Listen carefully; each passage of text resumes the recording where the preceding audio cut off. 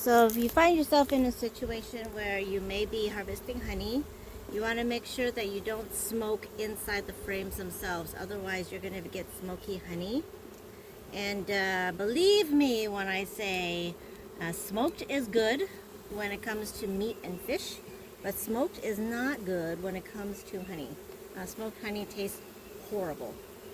You can still eat it, but I would use it more for cooking than for eating raw, which kind of defeats the purpose of raw organic honey. But or you can always use it to feed it back to the bees. That's an option as well. So remember, if you are planning on harvesting honey, do not smoke inside the frames themselves, just on top.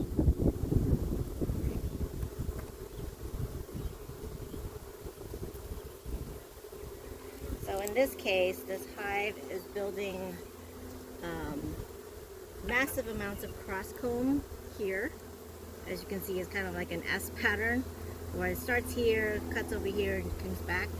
So this is something we want to fix sooner rather than later. So we're going to do that right now.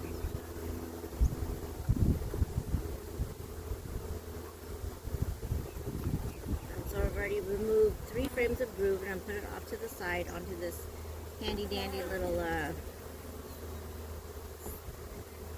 hook. But you want to make sure that this does not get too heavy, otherwise it will fall over to the left. Right now the hive is very heavy on this side because there's a lot of honey on this side. But as you move things over, then this will take over. So you want to make sure you always counterbalance the box to make sure it doesn't fall over. So in here you see this is capped honey up at the top, and then down here is still nectar. So it's not something that you want to harvest. Nectar, you can eat it, but since it hasn't been properly fermented, it's not going to keep forever like honey will. Alright, so now comes the fun part. Or not the fun part, depending on who you talk to. So you always want to keep it clean, unscented, fresh bag nearby. Preferably you want a container with a lid, so that when you put the honey in, you can close the lid right away so the bees don't go into the honey. So you want to keep the honey as clean as possible so you don't have to filter through bee bits to get to the good stuff.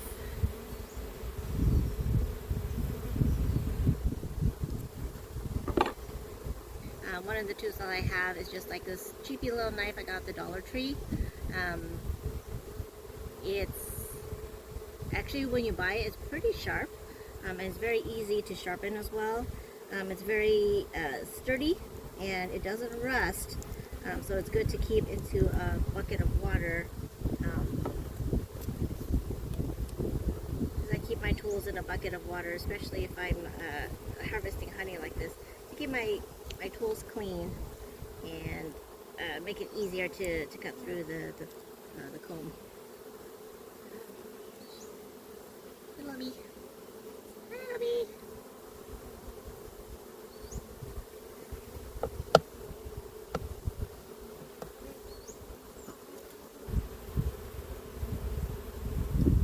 I really hate disrupting a comb like this, but County of San Diego inspector requires that you are able to pull up every single frame for an inspection should they come by and check on the hives with you. So we always want to make sure that the frames are as user-friendly as possible.